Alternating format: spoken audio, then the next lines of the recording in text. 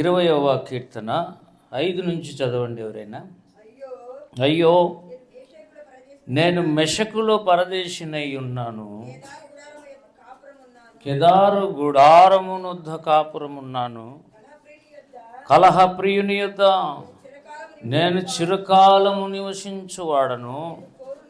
నేను కోరునది సమాధానమే, అయినను మాట నా నోట వచ్చిన తోడనే వారు యుద్ధమునకు సిద్ధపడుదురు. చిన్న మాట ప్రార్థన. కృపగల తండ్రి యేసయ్య, మరొక మారు నాయన నీ మెల్లని స్వరం వినిపింపచేయండి. పరలోకపు శక్తి చేత మమ్మల్ని అందరినీ తాకండి. అగ్ని చేత మేము అగ్ని నాలుకల చేత కాల్చబడేంత వరకు దేవా మమ్మల్ని విడిచిపెట్టద్దు నాయన. మా నాలుకలు పరలోకంలో దేవదూతలతో కలిసి భూమి మీద ఆరాధించే నాలుకలుగా చేయండి. అపవాది క్రియలేషణలో బంధిస్తున్నారు. సర్ప విషయము మా నోట్లో ఉండకూడదు నాయన. నాయన మా తండ్రి బహుగా అగ్నితో కాల్చమని మీరే మాట్లాడమని యేసునామములో అడుగుతున్నాము తండ్రి. ఆమేన్. ఆమేన్. పిల్లరా, 4వ వచనం వరకు మనం ధ్యానం చేశాం. 120వ కీర్తన 1 నుండి 7 వచనాలు చదివాం, ఒక భాగం చదివాం. ఇప్పుడు 5, 6, 7 వచనాలు మనం ధ్యానం చేద్దాం. అయ్యో, నేను మెషకులో పరదేశినై ఉన్నాను, కెదారు గుడారముల యొద్ద కాపురం ఉన్నాను.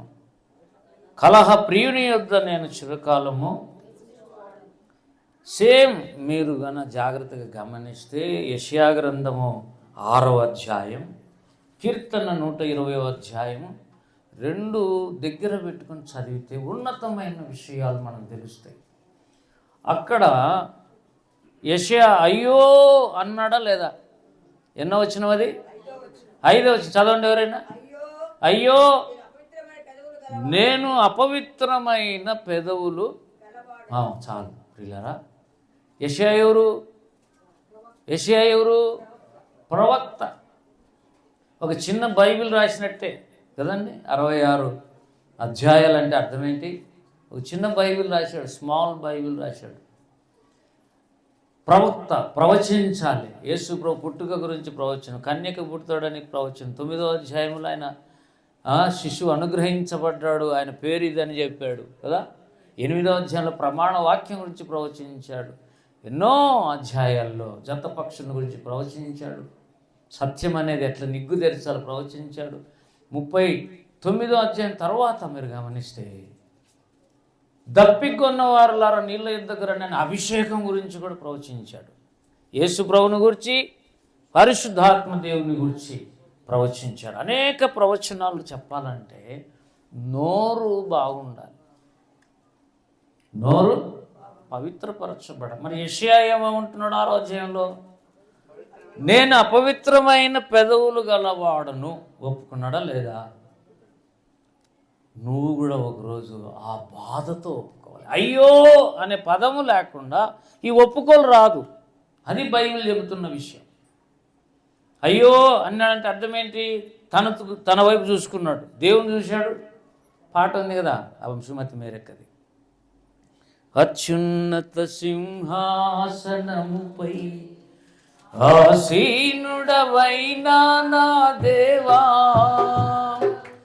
అత్యంత ప్రేమా స్వరూపివి నీవే, ఆరాధింతును నిన్నే. అందరూ అత్యంత ప్రేమా స్వరూపివి నీవే, ఆరాధింతును నిన్నే.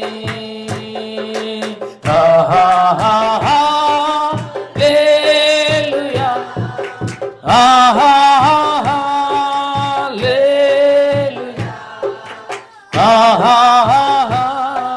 హల్లెలూయా.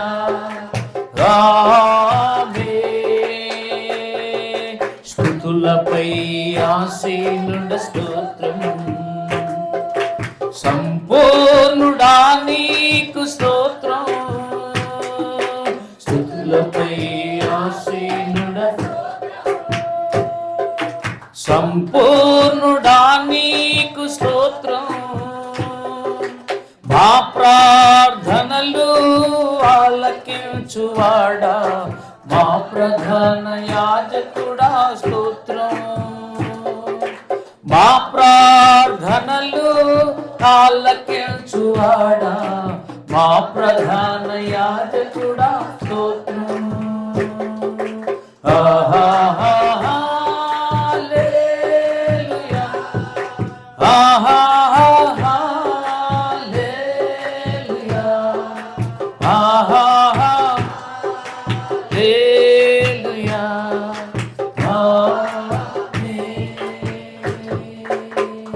హల్లెలూయా.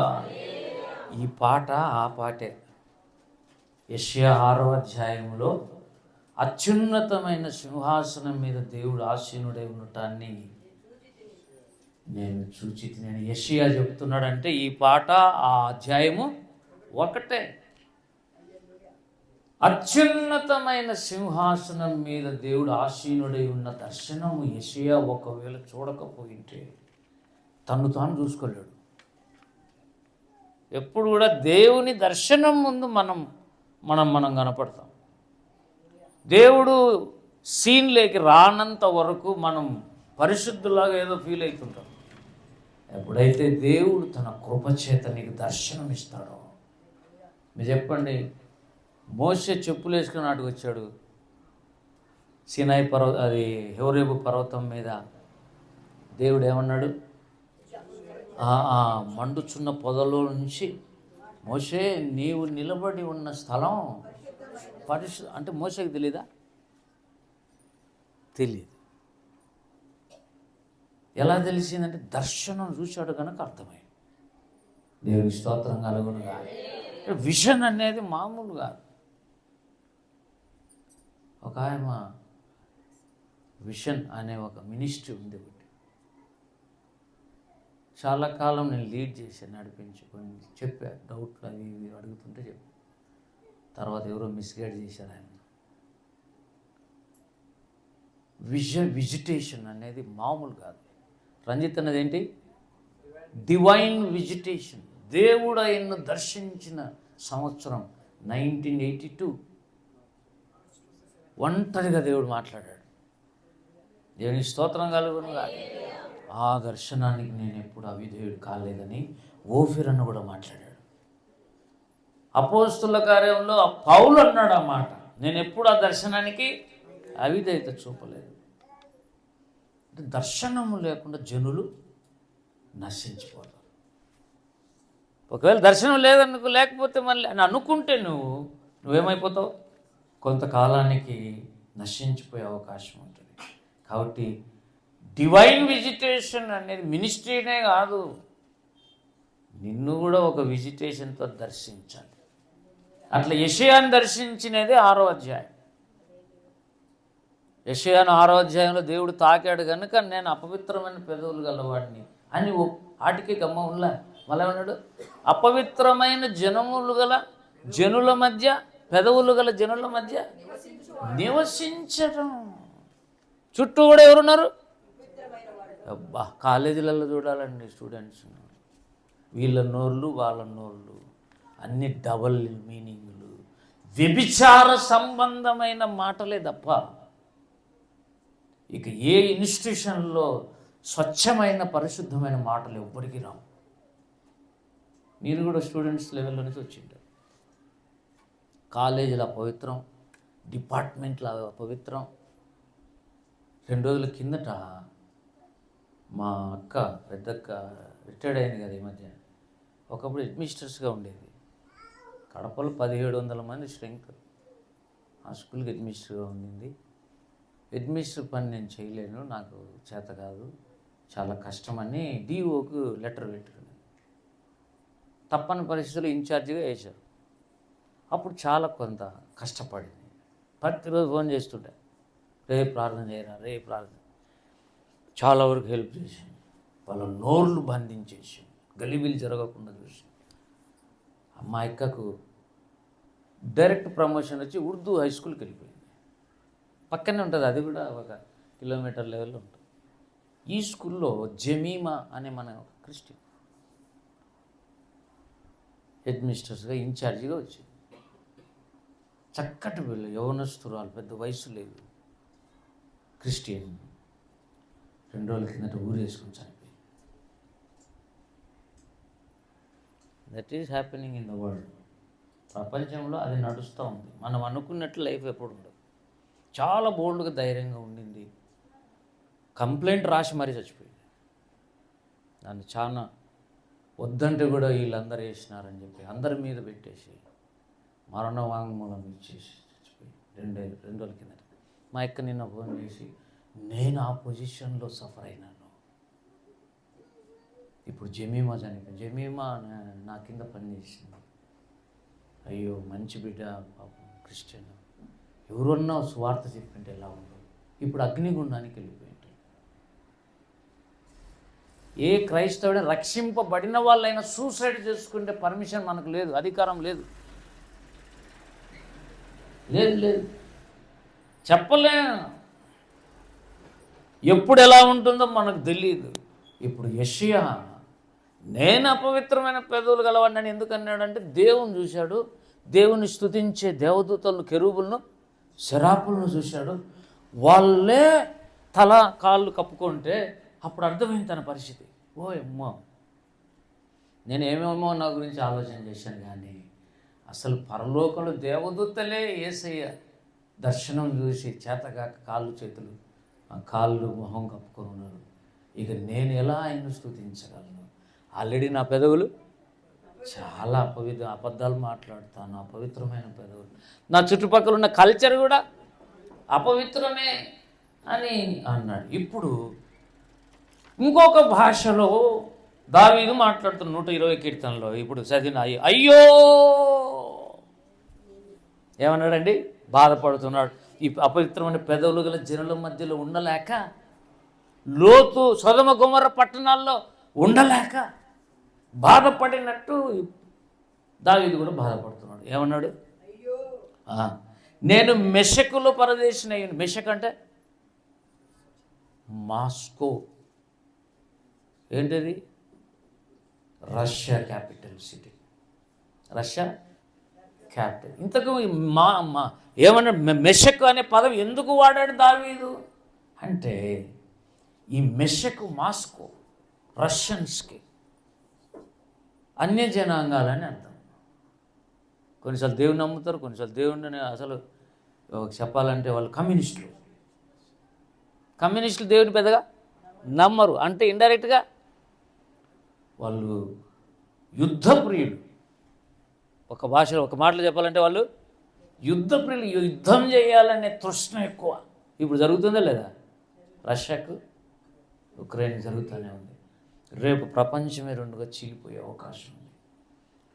గోగు మాగోగు యుద్ధం జరుగుతుంది. అది ఎహెచ్కేలు 38లో ఉంటుంది. ఆ యుద్ధం అంతా ఎక్కడ ఉంటుంది? ఆడంటాడు చదవండి, ఎవరైనా తీసాడు మెషక్ అని, రూసు అని మాటలు వచ్చింటాయి ప్రారంభంలో. ఎవరైనా 38 ఎహెచ్కేలు చదువునాయి. ప్రభు అయిన యెహోవా దేవుడు మాట్లాడుతున్నాడు ఈ మాట. రోషు అంటే రష్యా, మెషకు నకును, తుబాలు నకును అధిపతి యగు గోగు నేను నీకు. గోగు మా గోగు యుద్ధం జరగబోతుంది రేపు. గోగు మా గోగు యుద్ధం. అయితే నేను మీకు విరోధిని అంటే వీళ్ళు ఎవరికి శత్రువులు? దేవునికి శత్రువులు. Communism is not far off. దేవునికి సంబంధించిన వ్యక్తులు కాదు. ఇజ్రాయెల్స్ దేవునికి సంబంధించిన వ్యక్తులు. ఇప్పుడు ఇజ్రాయెల్ మీదకి రష్యన్స్ వస్తారు రేపు. ఇంకా రాలా, రేపు వస్తారు. బైబిల్ ఎప్పుడో రాసి పెట్టాడు, అంచె దినాల్లో నా ప్రజల మీదకి రష్యా మాస్కో వస్తుందని. ఇప్పుడు ఇక్కడ మనకేం కనబడుతుంది? మెషక్కు అన్నాడు. అంటే యుద్ధ ప్రీతి, యుద్ధం అంటే ఇష్టం, యుద్ధ ప్రియులు, అన్య జనాంగాలు. దేవుడు అంటే పెద్దగా ఇష్టం లేదు, యుద్ధం చేసి సంపాదించుకోవాలి. ఒకప్పుడు యుఎస్ఎస్ఆర్ అని ఉండే, మీరు చిన్నప్పుడు చదివి వింటారు ఖచ్చితంగా. దాదాపు 15 దేశాలు కలిస్తే యుఎస్ఎస్ఆర్ అవుతుంది. అది విడిపోయి తలాకు దిక్కుపోయినది. అది కలుపుకునే ప్రయత్నమే ఉక్రెయిన్. ఎక్కడ పోయినా యుద్ధం చేయాలి కంటే మన భాషలో చెప్పండి కలహప్రియులు. ఏమంటాం? కలహప్రియులు, యుద్ధప్రియులు, యుద్ధం చేయాలనే తత్వం. ఇప్పుడు చెప్పండి, దావీదు చుట్టూ మెషక్కు సంబంధించిన వాళ్ళు ఉన్నారు, అంటే భక్తిహీనులందరూ ఉన్నారు. వాళ్ళ నోర్లు బాగలేవు, ఎప్పుడెప్పుడు విని పానం దిద్దామని చూస్తున్నారు. ఇప్పుడు కూడా ఇజ్రాయెల్ పరిస్థితి అదే. ఇంకొక గుంపు ఉంది, దాని పేరేంటి? కెదారు గుడారం యుద్ధ కాపురం ఉన్నాను నేను. ప్రియులారా, ఇవి చాలా ఇంపార్టెంట్ విషయాలు. కెదారు అంటే ఎవరంటే ఇష్మాయేలు సంతతి, గల్ఫ్ కంట్రీస్. అవి కూడా చుట్టూ ఇజ్రాయెల్ చుట్టూ ఉన్నాయి. దావీదు చుట్టూ శత్రువులు ఉన్నట్టు ఇజ్రాయెల్ దేశం చుట్టూ మా మెషక్ కానీ ఇట్లా కెదార్ అంటే గల్ఫ్ కంట్రీస్ కానీ చుట్టుకొని ఉన్నాయి. అందుకే ఏమంటాను, నేను ఎక్కడ కాపురం ఉన్నాను? అపవిత్రమైన పెదవులు గల జనల మధ్యలో నేనున్నాను. దానికి కరెక్ట్గా సరిపోతుంది జతపక్షి. యెషయా 6, ఇక్కడ 120. 120 ఎప్పుడు మర్చిపోద్ది? ఇక 120 ఎప్పుడు మర్చిపోద్ది? నాలుక గురించి రాశాడు దేవుడు. ఇప్పుడు దావీదు చుట్టూ యుద్ధం చేయాలి. అది కూడా మాటల యుద్ధం. ఈడ మామూలు యుద్ధం కాదు, మాటల యుద్ధం చేయాలని కాసుకొని ఉన్నారు. ప్రియులారా, ఇష్మాయేల్ సంతతి వాళ్ళు కూడా ఈ ఇజ్రాయెల్ దేశానికి ఇలా చుట్టుపక్కల ఉన్నారు, అంతా అట్లా ఉన్నారు. ఇప్పుడు కాపురం అసలు దావీదు ఎక్కడుందని చెప్తున్నాడు? 6లో, కలహప్రియుని యొద్ద నేను చిరకాలము ఆగినండి. అందుకే దావీదుకు దేవుని ఇల్లు అంటే ఇష్టం. యెహోవా చిరకాలమును నేను యెహోవా మందిరంలో నివాసం. ఎందుకు? చుట్టుపక్కలంతా కలహప్రియులు ఉన్నారు. వీళ్ళందరూ ఉన్నారు కాబట్టి వాళ్ళు ఎప్పుడెప్పుడు మాటలతో నన్ను చంపాలని, నేను అబద్ధికున్నని, నేను మోసగాన్ని, టక్కర్ చేసేవాడిని, నా మీద లేనిపోని అన్నీ చెప్తున్నారు. నువ్వే నీ బాణాలు వేయినైనా, బాణములు చికొల్టు తీర్పులు. ఒకటేమో సడన్గా వచ్చే తీర్పు, ఇంకోటేమో చాలా కాలం నిన్ను బాధించే తీర్పు. అంటే కొట్లాడాలనే తపన ఉండే వాళ్ళను దేవుడు చీల్చేసి, వాళ్ళ నెమ్మది ఉండదు వాళ్ళ జీవితంలో. కాబట్టి దేవుడు అనేకులము దేవుని అగ్నితో కాల్చబడినంత వరకు కొట్లాడాలని తపన ఉంటుంది. ప్రతి ఒక్కరికి ఎప్పుడెప్పుడు కొట్లాడదామని ఉంటుంది. కొంతమంది బలిష్టం, అసలు పెట్టుకునేది కొట్లాట. ప్రతిదానికి ఏం బాగున్నా బాగలేక మరి ఎలా ఉండాలి నీకు? బాగున్నామంటే తప్పేముంది? బాగున్నా చూడు, కనపడలే నేను బాగుండేది అడుగుతావు. అది కాదు, అంటే మన నోట్లోనే కలహం అనేది. కలహం అంటే ఇష్టం. కలహప్రియులు, వాళ్ళ పేరేం పేరు? ఈ అధ్యాయంలోనే 2 రకాలు ఉన్నారు. ఒకరేమో సమాధానమును కోరువారు, నాలుక కాల్చబడిన వారు, పరిశుద్ధమైన నోరు కలిగిన వాళ్ళు, దేవుణ్ణి స్తుతించేవాళ్ళు. కానీ చుట్టుపక్కలంతా భయంకరమైన కలహప్రియులు, నోటితోనే చంపుదామని 2వ వచనం, అబద్ధములాడు పెదవులు, మోసకరమైన నాలుక, భక్తుల ప్రాణాలు తీయాలని తిరుగుతున్నాయి. ఒకడు అంటాడు, మామూలు కాదు భయ, అది స్థలమే న్యాయస్థానం. అది ఆడ ఇతని బిహేవియర్ సరిగ్గా లేదు కాబట్టి జాబ్లో తీసేసినారు సార్ నన్నట. ఎవడు చెప్పినాడు నీకు? అనద్దున్నా. కానీ ఆడ మాట్లాడకూడదు. మన పక్షంగా ఒక లాయరే మాట్లాడాలి, మనం మాట్లాడడానికి హక్కు లేదు. కానీ వాడు మాట్లాడే అబద్ధాలు. నాకు ఆశ్చర్యం వేసింది, ఎందుకంటే కాలేజీలో నాకు మంచి పేరు. నేను ఎప్పుడు క్లాస్ అంటే క్లాసు, లేకపోతే బైబిల్ చదువుతున్నా. బైబిల్ చూడుకునేట్టుండే. అసలు నా పక్కన నా కొలీగ్ కూడా బ్రాహ్మణి, ఒక పిల్లడు. నేనంటే చాలా ఇష్టం, ఇద్దరం కలిసి టీకి పోతాం. అసలు బైబిల్ చినిగింటే సైడ్ నాకు ప్లాస్టర్ వేసి అతికిచ్చి నీట్గా చేసి, ఇది రవి చదువుకుంటుంటాడు అని పెట్టాడు. దేవుని స్తోత్రం కలుగునుగా. అటువంటి పేరు ఉంటే ఈయన ఉద్యోగం, నాకు పేరు బాగలేదు తీసేసినారంట. అబద్ధాలు కదా అవి. అంటే ఏవో ఒకటి చెప్పి విన్ని ప్రాణం తీయాలి, నెమ్మది లేకుండా చేయాలి. ఈ ఎవరి లక్షణం ఇది? చీకటి సంబంధుల లక్షణాలు, కొట్లాట అనే ఆత్మ, వాళ్ళ కలహం అంటే ఇష్టం. అయితే ఒక పాయింట్, రక్షింపబడిన వెంటనే అందరికీ మంచి నాలుక రాదు. 2 రకాలుగా దేవుడు నిన్ను ముట్టాలి. ఎంత జాగ్రత్త మాట్లాడుతుంది చూడు. నెంబర్ 1, యెషయా గ్రంథములో యెషయా నోరును పవిత్ర ముందు నీకు నీ దోషములకు క్షమాపణ దొరికింది అన్నాడు. మీరు చదవండి కిందికి వచ్చి. ఫస్ట్ నీ నాలుకకి ఏమిటి రావాలి? ఇంతవరకు మాట్లాడిన మాటలను బట్టి నీవు నీ నోరు దేవుడు కడిగి క్షమించాలి ముందు. లేకపోతే తంగేడు నిప్పులు వచ్చి పడతాయి నీ మీద, బలాఢ్యుల బాణాలు నీ మీద వచ్చి పడతాయి. క్షమాపణ పొందాలి నువ్వు ఫస్ట్. ఏమన్నాడు చదువు. ఇదిగో ఈ యొక్క బలిపీఠం మీద ఉన్న కొరివి కదా, నీకు తగిలింది కాబట్టి, నీ పెదవులకు తాకింది కాబట్టి గనుక బాగినండి. ఇక్కడ ఏనండి ఏమైంది? బాగినండి. ముందు నోటి ద్వారా మాట్లాడిన విషయాలన్నిటికీ ప్రాయశ్చిత్తం జరగాలి.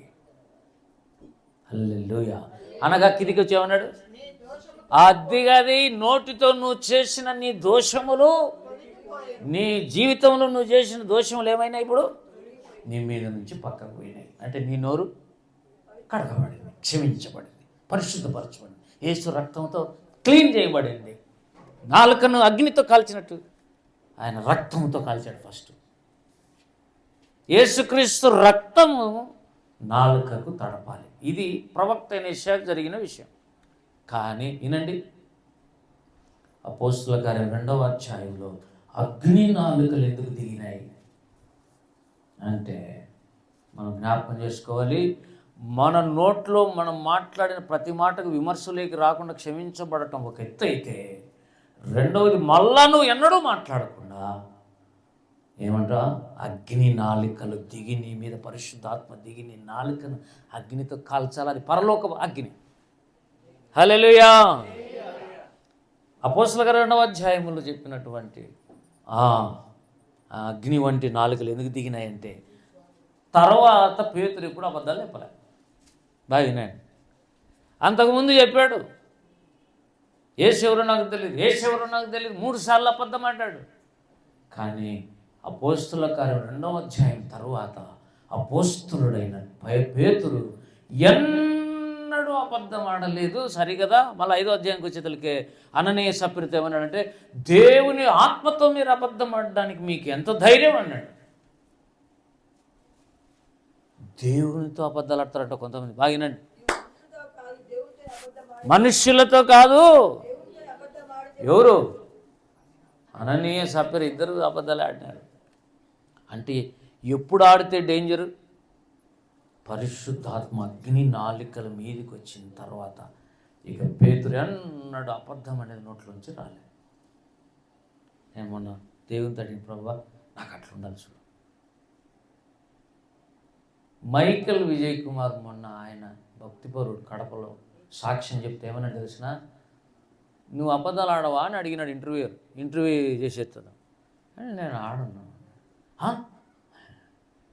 అవును నేను ఆడను. ఒకప్పుడు ఆడేవాడిని, ఇప్పుడు యేసు నాలో ఉన్నాడు. అది అన్ని భక్తి. దేవునికి స్తోత్రం కలుగును కాదు. ఏంటి నోటితో అబద్ధం ఆడుతుంటే, ఆ నోటిలోని అబద్ధాలు హృదయానికి సంబంధించుంటే, హృదయం నిండిన దాన్ని బట్టి నోరు మాట్లాడితే అది అబద్ధాలైనా సరే, స్తుతులైనా సరే. నోటితో అబద్ధాలు ఆడుతున్నావు అంటే లోపల బాగాలేదని అర్థం. నేను హృదయం లోపల. ఈ బిజినెస్ పీపుల్ ఎక్కువ శాతం అబద్ధాలు ఆడుతుంటారు. వస్తువులు అమ్ముకునే దానికి ఏం చేస్తారు?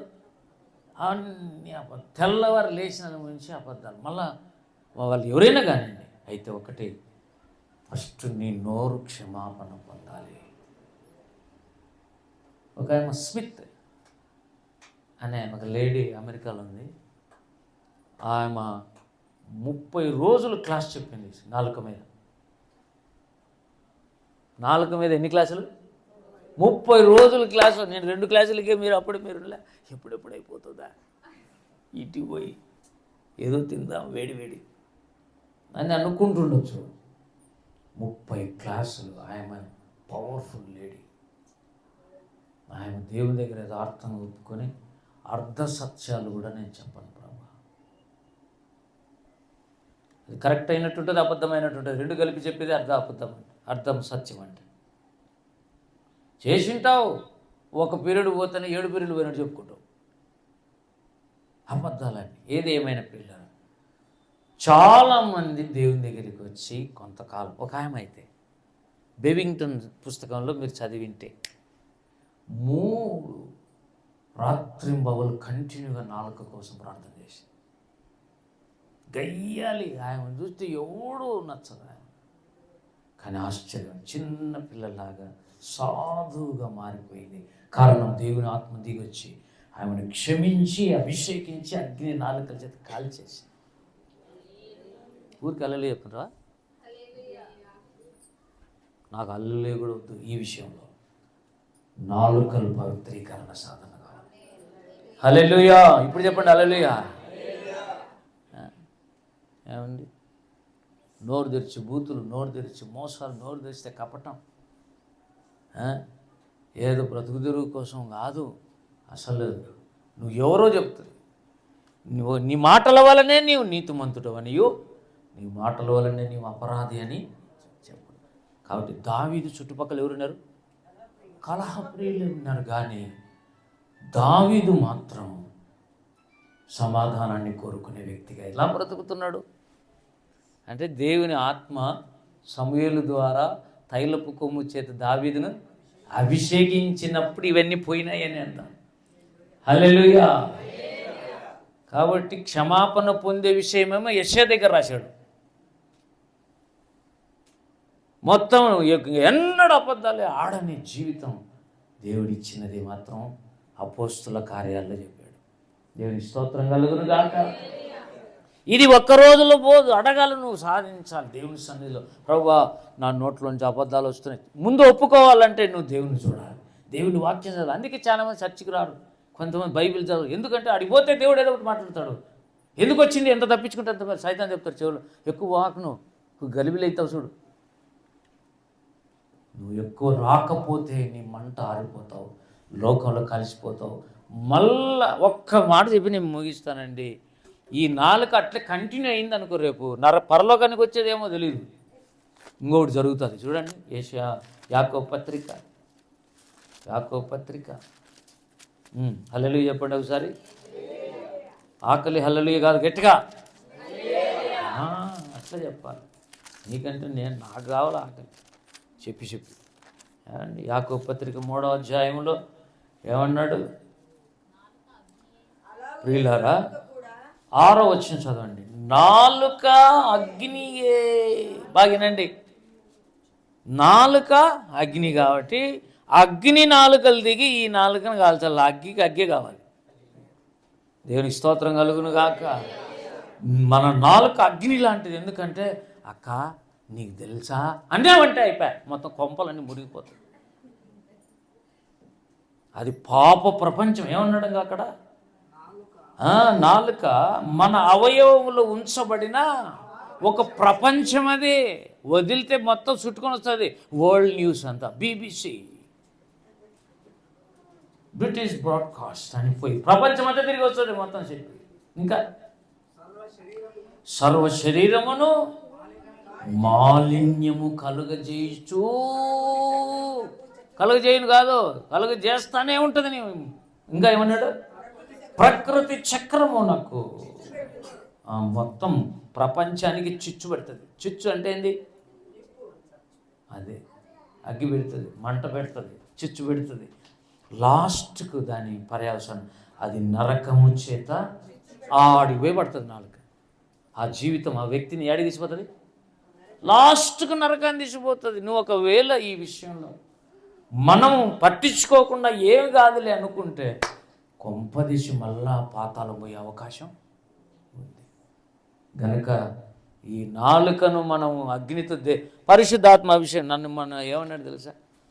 మిమ్మల్ని అనాథలుగా విడవను, నేను మీ ఎద్దుకు వచ్చి నివసించాను. బలమైన అభిషేకం కొరకే అడగమని, నాకు కావాలనైనా తప్పిక అని అడుగుతున్నాను. పరిశుద్ధాత్మ దేవుడుగాన వస్తే నీ దేహమే దేవుని ఆలయం అయిపోతుంది. ఒక్క అవయవం కాదు, మొత్తం అన్ని అవయవాలన్నీ కూడా కాల్చేస్తాడు దేవుడు. ఇప్పుడు పేతురు ఒక్క నాలుకే కాల్చబడిందా, లేకపోతే అయితే ఫస్ట్ కాల్చబడిన నాలుక కాబట్టి అగ్ని నాలుకలు దిగి వచ్చాయి. హల్లెలూయా. ఫస్ట్ కళ్ళు కాదు, సేవకుని కావాల్సింది కళ్ళు కాదు. కళ్ళు లేకపోయినా కూడా ఇస్సాకు ఆశీర్వదించాడు. కానీ ఏముండాలి? నోరు, యెహోవా నోరుగా నువ్వు ఉండాలి. ఒక బోధకుడుగా, ఒక ప్రవక్తగా నువ్వు ఉండాలంటే ఫస్ట్ నాలుకను నోటినంత దేవుడు. నీతిమంతుని నోరు జీవవృక్షం. దేవుని స్తోత్రం కలుగు. ఎప్పుడు పోయినా అక్కడ జీవం ఉంటుంది ఆ చెట్టుకు, ఎప్పుడు పోయినా ఆకులు పనిచేస్తాయి, ఎప్పుడు పోయినా ఆ చెట్ల పండ్లు పనిచేస్తాయి. ఇలా ఈ విషయంలో మనం దేవుని దగ్గర అడగాలి. ప్రభా నీవే చెప్పాలి నాకు, నీ నాలుకను నేను కాల్చేసిన ఇక మీదట నీవే నాకు నోరుగా ఉండు అని దేవుడు చెప్పేంత వరకు ప్రార్థన చేయాలి. ఈ సంవత్సరం ఎక్కువగా చేయాల్సిన ప్రార్థన నాలుక శుభ్రం చేసుకోవాలి. ఆయన ఏం పేరు పెట్టుకునేది? నాలుక ఉపవాసం. ఏమని పేరు పెట్టుకుని తెలిసిన? ఆ దీక్షకాయవా? నాలుక ఉపవాసం. మాట్లాడకుండా స్టాప్ అయింది అసలు. ఆయన మనిషి కానీ కీడు కానీ ఏదో చిన్న చిన్న మాటలు కొన్ని అవసరమైనవి తప్ప ఎక్కువ శాతం ఎవరు ఏమన్నా కూడా గమ్మంగా. చివరికి దేవుడు అద్భుతమైన రీతిలో ఆయనకు మంచి స్తుతించే నాలుక ఇచ్చాడు. స్తోత్రం కలుగును గాక.